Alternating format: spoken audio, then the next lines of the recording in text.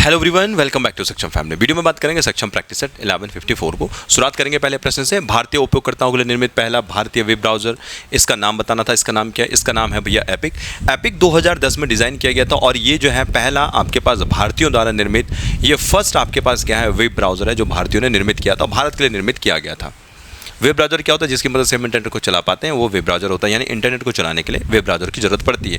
इसी तरीके से हमारे पास गूगल क्रोम आता है, तो 2008 का हमारे पास गूगल क्रोम है और ये गूगल क्रोम डिज़ाइन किया गया था आपके पास और विंडोज़ के लिए। तो विंडोज़ के लिए क्या बनाया गया था? गूगल क्रोम को बनाया गया था। हालांकि अगर सिंपल आ जाए आपके पास कि भैया गूगल क्या है, तो गूगल आपके पास क्या है? गूगल आपके पास एक सर्च इंजन है। तो गूगल एक सर्च इंजन है, गूगल क्रोम आपके पास एक वेब ब्राउज़र होता है। इसी तरीके से इंटरनेट एक्सप्लोरर ये 1995 का आपको मिल जाता है, 1995 का। और इसी इंटरनेट एक्सप्लोरर को बाद में नाम चेंज करके इसको क्या रखा गया था? इसको रखा गया था माइक्रोसॉफ्ट एज। यानी कभी प्रश्न आ जाए कि भैया क्या माइक्रोसॉफ्ट एज आपके पास जो एक वेब ब्राउज़र है, आप बोलोगे जी हाँ, माइक्रोसॉफ्ट वेब एज जो है एक वेब ब्राउज़र है। इसी तरीके से मेरे पास एक मोजिला भी है, मोजिला 2004 का है, ये भी आपके पास एक वेब ब्राउज़र है। खास बात इसकी क्या है? खास बात इसकी ये है कि ये भैया आपको मिलता है ओपन सोर्स। तो ओपन सोर्स जो है आपके पास ये एक वेब ब्राउज़र मिल जाता है, यानी जिसका कोड जो है आपके पास हर किसी के लिए अवेलेबल होता है। कभी परीक्षाओं में प्रश्न पूछा जा सकता है, इसको थोड़ा सा आप याद रखिएगा। आगे देखते हैं नेक्स्ट क्वेश्चन क्या बोल रहा है। क्वेश्चन कह रहा है कि एक वैश्विक पता जो इंटरनेट पर संसाधनों का पता लगाने के लिए उपयोग किया जाता है। तो ऐसा कौन सा है जिसका जो है इंटरनेट पर संसाधनों का पता लगाने के लिए किया जाता है? तो किसका प्रयोग करते हैं हम इसका प्रयोग करते हैं जिसका नाम आपके पास क्या होता है? URL, यूनिफॉर्म रिसोर्स लोकेटर, इसको बोला जाता है URL। तो URL का बेसिकली क्या होता है? इंटरनेट पर अगर हमें किसी का पता चाहिए, कोई फ़ोटो का पता चाहिए, कोई पर्टिकुलर किसी वेबसाइट के बारे में के अंदर का वेब पेज का पता चाहिए, तो उसको पता करने के लिए हमारे पास क्या होता है? एक URL होता है। ये बेसिकली आपके पास क्या है? एक एड्रेस ही है। तो इस एड्रेस की मदद से आप पर्टिकुलर वहाँ तक पहुँच सकते हैं। इसी तरीके से मेरे पास एक HTTP होता है, हाइपर टेक्स्ट ट्रांसफ़र प्रोटोकॉल। ये क्या करता है? ये इंटरनेट और हमारे पास यानी जो बेसिकली यूज़र और इंटरनेट होता है और जो वेब सर्वर होता है, इसके बीच में एक कोऑर्डिनेशन प्रोवाइड करवाएगा या उसके बीच में लिंक करवाने का बेसिकली ये काम करता है। इसी तरीके से हमारे पास एक XML होता है, इसको बोलते हैं आप एक्सटेंसिबल मार्कअप लैंग्वेज, इस तरीके से इसका बेसिकली नाम आता है। तो ये डेटा को ट्रांसफ़र करने के काम आता है। तो डेटा को ट्रांसफ़र और प्लस यहाँ पे स्टोर करने के लिए बेसिकली हम इसको प्रयोग में लाते हैं। और इसी तरीके से हमारे पास एक और होता है जिसके बोला जाता है HTML, hyper text markup language. इसका जो इस्तेमाल किया जाता है, ये इस्तेमाल किया जाता है वेब पेज को डिज़ाइन करने के लिए, इसको इस्तेमाल किया जाता है। ठीक है, ये 3-4 चीज़ें इसको थोड़ा सा याद रखिएगा। आगे बढ़ते हैं। नेक्स्ट क्वेश्चन क्या बोल रहा है? क्वेश्चन है कंप्यूटर प्रोग्रामिंग के लिए विकसित की गई सर्वप्रथम आपके पास जो भाषा है वो कौन सी है? तो ये आपको बताना है कि कंप्यूटर प्रोग्राम के लिए सबसे पहले कौन सी भाषा विकसित की गई थी। तो यहाँ पे जो भाषा विकसित की गई थी, इसका नाम था आपके पास फोर्ट्रॉन। ठीक है, तो फोर्ट्रॉन आपके पास फॉर्मूला ट्रांसलेशन है 1957 की, जो है आपके पास ये भाषा हो जाती है।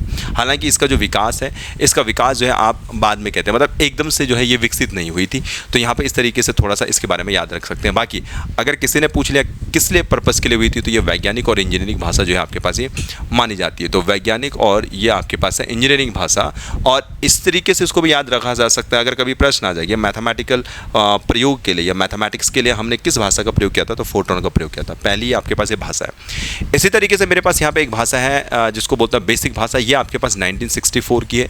इसको जो बनाया था वो बनाया था कैमिनी, और एक इसमें आता है आपके पास, चलो एक ही को याद रखो, एक स्टूबर्स करके नाम आपके पास आता है। ठीक है, तो कैमनी और स्टूबर्स ने जो इसको बनाया था।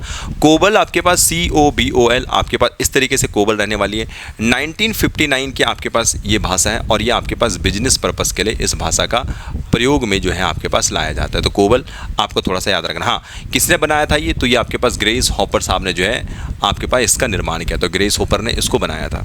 इसी तरीके से मेरे पास जो है C भाषा है।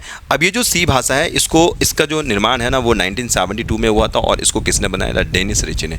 तो डेनिस रिची ने जो है आपके पास C लैंग्वेज को बनाया था। इस तरीके से ये 3-4 लैंग्वेज हैं, इनको थोड़ा सा याद रखिएगा। धीरे धीरे करके इसमें एडवांस वर्जन जो है आपके पास लैंग्वेज के आपके आ जाते हैं। 89 क्वेश्चन क्या बोल रहा है? URL की फुल फॉर्म क्या? बहुत ईजी सा क्वेश्चन है ये। यूनिफॉर्म रिसोर्स लोकेटर जो है आपके पास इसकी फुल फॉर्म हो जाती है। ठीक है, तो इसको मार्क कर लीजिएगा, यूनिफॉर्म रिसोर्स लोकेटर। इसके बारे में हम पहले भी बात कर चुके हैं, ये एक जो है पता होता है भाई। आगे देखेंगे नेक्स्ट क्वेश्चन क्या बोल रहे हैं। Ctrl+V का प्रयोग किस लिए किया जाता है? अगर ये भी नहीं आया तो फिर क्या आया? Ctrl+V होता है आपके पास पेस्ट करने के लिए। ये देखो हमारे पास जो ये कीज़ होती है ना, ये अकेले कंट्रोल कभी अकेले काम नहीं करता, वो किसी और की के साथ काम करता है। इसलिए इसलिए जो है हमें और की को यूज़ करके जो है इनको लगाना पड़ता है। जैसे अगर हम करेंगे कंट्रोल प्लस एस तो इससे क्या होता है, सेव होता है। कंट्रोल प्लस अगर हम करते हैं पी तो इससे कॉपी सी, तो इससे आपके पास कॉपी होता है। अगर हम यहाँ पे करते हैं कंट्रोल प्लस पी तो इससे हमारे पास प्रिंट होता है। इसी तरीके से अगर हमने कर दिया कंट्रोल प्लस वी तो इससे आपके पास पेस्ट होता है। अगर हमने इसी तरीके से कर दिया कंट्रोल प्लस जेड, इससे आपके पास क्या होता है, अंडू हो जाता है।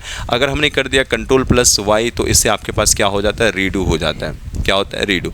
अगर हमने किया यहाँ पे कंट्रोल प्लस एक्स तो इससे आपके पास कोई भी चीज़ क्या होती है, आपके पास कट टाइप की आपके पास हो जाती है। ठीक है, तो ये कुछ आपके पास शॉर्टकट कीज़ होती हैं जिसको इस्तेमाल किया जाता है कंप्यूटर को चलाने में, ताकि हमारा काम जो है थोड़ा सा ईजी हो जाए। नेक्स्ट देखेंगे LC60 है, TE 100 तो बताना है आपको कि PD को कैसे लिखा जाएगा। सबसे पहले जो L होता है हमारे पास कौन सी पोजीशन पे आता है, L मेरे पास 12वीं पोजीशन पे आता है। C कितने पे आता है, 3 पे आता है। देखिए 12 प्लस 3 कर लीजिएगा, आपको मिलेगा 15, और 15 प्लस मल्टीप्लाई 4 करोगे तो आपको 60 मिलेगा। T मतलब 20, E मतलब 5, 20 प्लस 5 25 होता है, और यहाँ पे 25 मल्टीप्लाई 4 आपको कितना मिलेगा, 100। सेम टू सेम ऐसे करेंगे। P का मतलब यहाँ पे आपके पास कितना हो गया, P मतलब 16, और D मतलब आपके पास कितना हो गया, 4। 16 प्लस 4 20 होता है, और 20 मल्टीप्लाई 4 कितना आ जाएगा, आंसर आपके पास 80, यानी ऑप्शन बी जो है इसका आंसर हो जाएगा। आगे देखेंगे नेक्स्ट क्वेश्चन क्या बोल रहा है। क्वेश्चन है एक सांकेतिक भाषा में, इसमें कुछ चीज़ें छूट गई हैं, इसमें कुछ चीज़ें छूट गई हैं, स्टार है ये। ठीक है, देखो इसमें ऐसा है, हाँ इसमें कुछ इस तरीके से है, इसमें भी आप इस तरीके से स्टार लगा लीजिएगा, इसमें इस तरीके से स्टार लगा लीजिएगा। तो इसने बोला ये 3 स्टार 4 का, ये मतलब आपके पास क्या है, 11। सेम टू सेम 4 स्टार 5 का मतलब 39 है, 39 है। 5 स्टार यहाँ पे इसको स्टार कर लेना, 6 हो जाता है, इसकी वैल्यू 89 है, तो 6 स्टार 7 की वैल्यू क्या होगी। अब कैसे सॉल्व करेंगे, 3 और 4 से कैसे 11 बन सकता है, तो 3 का क्यूब करना, 4 का स्क्वायर करना। 3 का क्यूब कितना होता है, 27, शायद दिख रहा होगा ऊपर से। 4 चक्कू होता है 16, 27 माइनस 16 करोगे तो कितना आएगा, 11 आएगा। सेम टू सेम इसी तरीके से इसको भी करना, यहाँ पे 4 का क्यूब कर लो और 5 का स्क्वायर कर दो। 4 का क्यूब कितना होता है, 64, और 5 का 25, इस तरीके से, और इसको माइनस करोगे तो 39। डिट्टो ऐसे चलने वाला है। इसी तरीके से हम इसको भी करेंगे। 6 6 जा 36, और 36 6 जा कितना होता है, ओके 36 हो जाएगा, और 216 आ जाएगा, 216 आ जाएगा, यानी 6 का क्यूब कर लो, 7 का स्क्वायर माइनस, ये कितना हो जाएगा, 49 आपके पास आ जाएगा। ठीक है, तो अब इसको थोड़ा सा माइनस कर दो, 16 से 9 माइनस करने का आपको यहाँ पे मिलेगा आप इतना, और ये 167 आपको मिल जाएगा, यानी ऑप्शन सी इसका आंसर हो जाता है। यानी हमें सिंपल सी बात है, क्या करना है, एक बार उसको क्यूब करना है, दूसरे वाले का स्क्वायर करना है, और उन दोनों का डिफरेंस निकालना है, आपको आंसर मिल जाएगा। 93 क्वेश्चन देखेंगे। क्वेश्चन क्या बोल रहा है, क्वेश्चन कह रहा है निम्नलिखित को अर्थपूर्ण जो है बनाने के लिए दिए गए विकल्पों में से किसी एक को आपको चयन करना है कि इसमें क्या आने वाला है। तो हमें देखो इसमें करना क्या है ना, इनमें से ना किसी एक ऑप्शन को पुट करना है यहाँ पे। ठीक, जैसे मान लो कि मैंने बी वाला ऑप्शन उठाया, मैंने कहा साहब बी में अगर मैं यहाँ मल्टीप्लाई कर दूँ, साहब मैं यहाँ पे डिवाइड कर दूँ, साहब मैं यहाँ पे अगर मल्टीप्लाई कर दूँ। अब देखो क्या इसकी वैल्यू 24 आ रही है। सबसे पहले हम डिवीज़न करते हैं। देखो डी मास रूल जब भी लगाते हैं, इस डी मास रूल में सबसे पहले डिवाइड किया जाता है। डिवाइड का मतलब सबसे पहले मैं केवल ये वाला पोर्शन सॉल्व करूँगा, 4 डिवाइड बाई 2।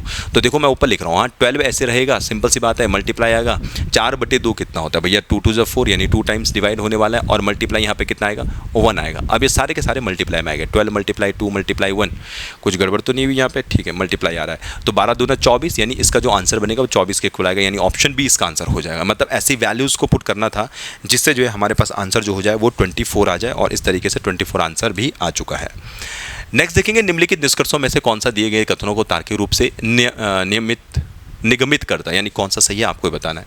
तो कौन सा सही है कथन, सभी किताबें पेंसिल है, तो हम इसको बना देते हैं सभी किताबें बनाई मैंने, ऐसे सभी की सभी किताबें क्या बना दी मैंने, पेंसिल बना दी साहब, सभी किताबें पेंसिल हो गई। कुछ पेंसिल कलम है, ठीक है, हमने ऐसा बनाया, कुछ पेंसिलों को कलम लिख दिया मैंने, तो यहाँ पे का से कलम। और नेक्स्ट देखा मैंने सभी कलम रबड़ है, तो ठीक है हमने इसको सभी कलम को क्या बनाया, सभी कलम को हमने रबड़ बनाया है, इस तरीके से। अब देखो सवाल क्या कह रहे हैं, कथन फर्स्ट, सभी किताबें पेंसिल हैं, कुछ पेंसिल हैं। निष्कर्ष देखो, निष्कर्ष में कुछ रबड़ पेंसिल है, क्या ये बात सही है, कुछ रबड़ पेंसिल है, हाँ बिल्कुल सही है। देखिए यहाँ पे ये वाला जो पोर्शन आ रहा है कुछ रबड़ पेंसिल का आ रहा है, तो पहला तो सही है। दूसरा, सभी कलम किताबें हैं, क्या ये बात सही है, सभी कलम किताबें हैं, भैया ये गलत हो जाता है। अगर सभी कलम किताबें होती हैं, देखो यहाँ पे किताब इधर है, कलम इधर है, उनका रिलेशन ही आपस में नहीं है, तो गलत हो जाएगा। और कुछ रबड़ कलम है, तो क्या कुछ रबड़ यहाँ पे कलम है, तो बिल्कुल हैं। कैसे, देखो कलम ये है, ये कलम है, और ये आपके पास क्या है, रबड़ है। ये पूरा जो गोला है वो पूरा रबड़ का है और इस पूरे रबड़ के गोलों में ये वाला जो अंदर का आ रहा है ये कलम आ रहा है। इसका मतलब मैं कह सकता हूँ कुछ कलम क्या है आपके पास, कुछ रबड़ क्या होंगे आपके पास, कलम होगी। कुछ ही तो रबड़ हैं जो इधर वाले में है वो कलम है, यानी इसका मतलब पहला और तीसरा आपके पास आंसर बनेगा, यानी ऑप्शन ए इसका आंसर आ जाएगा। फर्स्ट एंड थर्ड अनुसरण करते हैं। आगे देखेंगे नेक्स्ट क्वेश्चन क्या बोल रहा है। क्वेश्चन पढ़ो, क्वेश्चन क्या कह रहा है। ठीक है, क्वेश्चन क्या कह रहा है, शनिवार को गणतंत्र दिवस का अवकाश था। ठीक, अगले माह 14वें दिन शिवरात्रि का अवकाश था। 14 तारीख को कौन सा दिन होगा आपको ये बताना है। ठीक है, शनिवार को गणतंत्र दिवस का अवकाश था और अगले महीने 14वें दिन शिवरात्रि का अवकाश था। अब देखते हैं, देखो गणतंत्र दिवस कब आता है आपके पास, 26 जनवरी को आता है। यानी मैं ये कह सकता हूँ भाई कि जो 26 जनवरी है ना, जो 26 जनवरी है, हम ऐसे बन रहा है इसको, 26 जनवरी को मेरे पास था अवकाश और 26 जनवरी को क्या है बोला, शनिवार है। सिंपल सी बात है, 26 जनवरी को शनिवार था और इस दिन आपके पास क्या है, इस दिन बोला साहब हमारे पास अवकाश है। तो हमने कहा ठीक है साहब, इसको अवकाश मान लेते हैं, ये अवकाश मान लिए। फिर इसने बोला अगले माह 14वें दिन शिवरात्रि का अवकाश है। 14 तारीख को कौन सी तारीख होगी, यानी इसका मतलब हमें बताना है 14 तारीख। इसका मतलब हमें जाना है 14 फरवरी को कौन सा दिन होगा, हमें ये बताना है। तो कैसे निकालेंगे, देखो इसको निकालने का तरीका, पहले 31 से 26 माइनस कर देंगे, क्योंकि जनवरी 31 जाता है ना, तो 31 से जितने दिन है पहले उनको माइनस कर दो। 26 से 31 दिन माइनस करोगे तो आपको कितना मिलेगा, 5 मिलेगा। और आगे हमें 14 फरवरी तक क्योंकि जाना है, इसलिए इसमें केवल 14 और ऐड कर लेना, आपको मिलेगा 19। इसको डिवाइड बाई 7 कर लो ताकि हमें पता चल जाए कि हमें इससे वीक हटाना है। 7 जो 14 होता है, 5 आएगा आपके पास, यानी जो 5 होगा आपके पास क्या मिलेगा, 5 मतलब 5 आपके पास रिमाइंडर आ रहा है। इसका मतलब हम क्या देखेंगे कि 5 तारीख को मेरे पास क्या था, अगर इधर शनिवार था तो शनिवार में 5 दिन आगे आ जाओ। ठीक है, अगले माह 14वें दिन शिवरात्रि का अवकाश है। ओके, तो शनिवार, रविवार, सोम, मंगल, बुध, बृहस्पति, यानी आपको यहाँ पे जो मिलेगा वो क्या मिलने वाला है, बृहस्पतिवार। ठीक है, तो ऑप्शन बी इसका आंसर हो जाएगा। तो ऐसे छोटे छोटे से सवाल हैं, ये क्वेश्चन आने चाहिए, बेसिक चीज़ें हैं, इनमें गलती नहीं होनी चाहिए। जिसको नहीं आता है कम से कम ऐसे क्वेश्चनों में गलती ना करें तो ज़्यादा बेहतर है। आगे देखेंगे नेक्स्ट सवाल क्या कह रहा है। क्वेश्चन देखते हैं। 110 छात्रों के एक समूह में 23 छात्रों ने 2 खेल बैडमिंटन व शतरंज में से किसी में भाग नहीं लिया। ठीक है, टोटल कितने बच्चे हैं, पहले इनको जरा देखते हैं। टोटल मेरे पास कितने बच्चे हैं, 110 बच्चे हैं। इन 110 बच्चों में से 23 ने 2 खेलों में से, मतलब बैडमिंटन और उसमें से किसी में भाग नहीं लिया। इसलिए इन 23 को हम यहाँ पे क्या करेंगे, सबसे पहले इसको कम कर देंगे। 23 को कम कर दो, तब मुझे पता चल जाएंगे कि ऐसे कितने बच्चे हैं जो 2 में पार्टिसिपेट कर रहे हैं। तो यहाँ पर इसको माइनस कर लेना। माइनस कैसे करोगे, 10 हो जाएगा, 10 में से 3 माइनस करोगे 7 हो जाएगा। यहाँ पे आपके पास कितना हो जाएगा, 10 में से 2 माइनस करोगे तो 87 आएंगे, यानी 87 बच्चे हो गए टोटल। ठीक है जी। अब देखो इसमें से इसने बोला है बैडमिंटन खेलने वाले कितने, बोला इसने कहा बैडमिंटन खेलने वाले लोग कितने हैं, बैडमिंटन खेलने वाले लोग हैं 45 और शतरंज खेलने वाले बच्चे कितने हैं, शतरंज खेलने वाले बच्चे 61। अब इन दोनों को जरा एडिशन करो, ये 6 हो जाएगा और ये 106 आ जाएगा, यानी 106 बच्चे ऐसे हैं जो बैडमिंटन और शतरंज खेलते हैं। लेकिन अभी तो हमें बताया है कि 87 बच्चे हैं, बोला जो टोटल हैं, तो ये 106 कैसे आ गया। इसका मतलब 87 से ऊपर जितने भी बच्चे एक्स्ट्रा हैं वो बच्चे होंगे जो कॉमन होंगे। कॉमन मतलब जो शतरंज भी खेलता है और बैडमिंटन भी खेलता है। इसलिए हमें क्या करना पड़ेगा, इसलिए मुझे कुछ ऐसा करना पड़ेगा। मैंने एक डायग्राम ऐसे बनाया, एक डायग्राम मैंने इसको ऐसे बनाया, और इस तरीके से हम सबसे पहले क्या करेंगे, 106 से ये मतलब 87 से इसको जो है आप माइनस करने वाले हो। ठीक, तो इसको माइनस करने के बाद आपको कितना मिलेगा, यहाँ पे 19, यानी 19 बच्चे ऐसे होंगे जो दोनों खेलों को खेलते होंगे। अब मुझे क्या बताना है यहाँ पे, केवल बैडमिंटन कितने खेलते हैं, तो बैडमिंटन खेलने वाले मेरे पास कितने लोग थे, 45 लोग हैं। शतरंज खेलने वाले लोग मेरे पास कितने हैं, ये 61 छात्र हैं। इसका मतलब ये हो गया 19 छात्र सो कॉमन है, यानी 19 वो छात्र हैं जो बैडमिंटन भी खेलते हैं, शतरंज भी खेलते हैं, और ये 19 जो है इस 45 के साथ भी इंक्लूड है। इसलिए हम बहुत सिंपल सा काम क्या करेंगे, हमें अगर केवल बैडमिंटन खेलने वाले चाहिए तो इस 45 से इस 19 को जो है हम माइनस कर देंगे, और आपके पास यहाँ पे कितना आएगा, 26 जो है इसका आंसर आ जाएगा। तो 26 ही तो है इसका आंसर, और क्या है। तो बैडमिंटन खेलने वालों में जो टोटल है उसको माइनस कर दो, आपको जो है केवल बैडमिंटन खेलने वाले मिल जाएंगे। और यहाँ से अगर शतरंज खेलने वालों को, यानी 61 से 19 माइनस करोगे तो केवल शतरंज खेलने वाले यहाँ पे आपको मिल जाएंगे। आगे देखेंगे नेक्स्ट सवाल क्या कह रहा है। अंजलि अपने कार्यालय से चलना शुरू करती है और दक्षिण की ओर 150 मीटर चलती है। चलो ऐसे बनाते हैं इसको, यहाँ से चलाते हैं। अंजलि यहाँ से चलाना शुरू करते हैं। अंजलि दक्षिण की ओर 150 मीटर चलती है। ठीक है, अंजलि को हमने दक्षिण की तरफ चलाया 150 मीटर, ये हो गया 150। थोड़ा और बड़ा बना देते हैं, चलिए ये 150 मीटर हो गया। मुड़ती है, फिर वो क्या मुड़ती है, फिर वो दाएं मुड़ती है। अब यहाँ से दाएं मुड़ी और 80 मीटर चली, यानी यहाँ से दाएं मुड़ाओ इसको 80 मीटर, तो 80 मीटर मुड़ाओ ऐसे, कोई समस्या नहीं है। ये 80 मीटर हो गया। ठीक। फिर उसके बाद वो क्या मुड़ती है, फिर वो बाएं मुड़ती है। बाएं का मतलब वो नीचे आएगी। और कितना मुड़ती है, 60। तो इसका मतलब थोड़ा और छोटा बनाओ, तो मैंने 60 ऐसे बनाया है, ये 60 आ गई। अंत में वो बाएं मुड़ती है और एक बैंक तक पहुंचने के लिए 280 मीटर चलती है। अभी कितना कितना बनाया हमने भाई, ये 150 था, इधर इतना तो ये 150 है, शायद दिख रहा होगा। इतना जो ये मैंने बनाया ये 80 बनाया है। कहाँ से कहाँ तक, यहाँ से लेकर यहाँ तक ये है 80। और इसने लास्ट में क्या बोला कि ये अंत में बाएं मुड़ती है और बैंक तक पहुंचने के लिए 280 चलती है। मतलब यहाँ से ये बाएं मुड़ेगी ना तो ये चलेगी यहाँ तक। इसका मतलब यहाँ से लेकर यहाँ तक हो गया 80 ये वाला, और बाकी का जो बचेगा, बाकी का हमें 200 इसको और लेके जाना पड़ेगा। तो बाकी का 200 हमारे पास और हो जाएगा कुछ कुछ इस तरीके से। तो टोटल तब यहाँ से यहाँ तक कितना हो गया, टोटल यहाँ से लेकर यहाँ तक हो गया मेरे पास कितना, ये हो गया टोटल 280। और अब इसने बताना था कि भाई ये बताइए कार्यालय और बैंक के बीच की दूरी, यानी यहाँ तो बैंक है, अब यहाँ से लेकर यहाँ तक की दूरी बताओ। कहाँ से लेकर कहाँ तक, यहाँ से लेकर यहाँ तक ये दूरी बतानी है। अब ये दूरी कैसे निकलेगी, ये दूरी कुछ ऐसे निकलेगी साहब। इसको पूरा बनाना पड़ेगा ऐसे ही नीचे तक इस तरीके से। तो ये बन गया मेरे पास एक राइट एंगल ट्रायंगल, कुछ इस तरीके से ये राइट एंगल ट्रायंगल मेरे पास बन जाता है। ठीक है, अब इस राइट एंगल ट्रायंगल में कुछ चीज़ें ढूंढनी पड़ेंगी। क्या, बेस तो मुझे अभी पता है, बेस मेरे पास कितना है भैया 200। ये वाला निकालना पड़ेगा। ये यहाँ पे कितना आएगा, देखो ये वाला कितना था यहाँ पे, ये था आपके पास 60 ही है ना, ये 60 ओके। तो ये मेरे पास 60 है, तो ऑब्वियसली बात है ये भी मेरे पास कितना होगा, ये भी मेरे पास होगा 60। इसका मतलब टोटल यहाँ से लेकर यहाँ तक टोटल कितना हो जाएगा, 150 में 60 और ऐड कर दो, आपको आंसर मिल जाएगा। यानी यहाँ पे कितना हो जाएगा 210। तो एक तरफ 200, अब ये कुछ ऐसा बन गया यार, देखो समझते रहे ना, ये कुछ ऐसा बन गया। कैसे, इधर तो 200 हो गया और इधर हमारे पास कितना हो गया, ये गलत तो नहीं किया मैंने, ठीक है, इधर हो गया 210, 210। ठीक, अब इसको हम नॉर्मल तरीके से निकालने की कोशिश करते हैं। ये ए हो गया, ये बी हो गया। अब इसमें क्या होगा, जो AC का स्क्वायर हो जाएगा, ये AC का स्क्वायर जब भी होगा तो हम क्या करेंगे, AC का स्क्वायर 210 का स्क्वायर प्लस 200 का स्क्वायर, ऐसे करते हैं ना। तो 210 का स्क्वायर का मतलब हो गया 44100 प्लस यहाँ पे 200 का स्क्वायर कितना हो जाएगा 400 ऐसे। और इसका जो आंसर आएगा 84100, 841 इस तरीके से आएगा।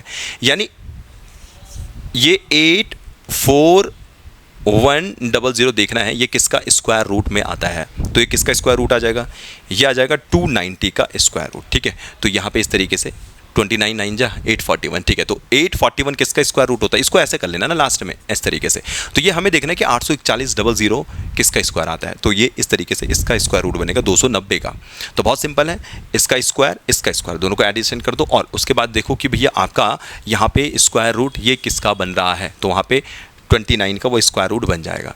98 क्वेश्चन देखेंगे, जिस प्रकार कागज संबंधित है पेड़ से उसी प्रकार कांच किससे संबंधित है। तो कांच जो है आपके पास बालू से आपके पास हो जाएगा। ठीक है, बालू से जो है आपके पास कांच जो है संबंधित हो जाएगा। पेड़ से कागज निकलता है, ठीक है, तो वो उसमें सिलिका होती है, बालू में क्या होती है सिलिका होती है, तो उससे आप कांच बना सकते हैं।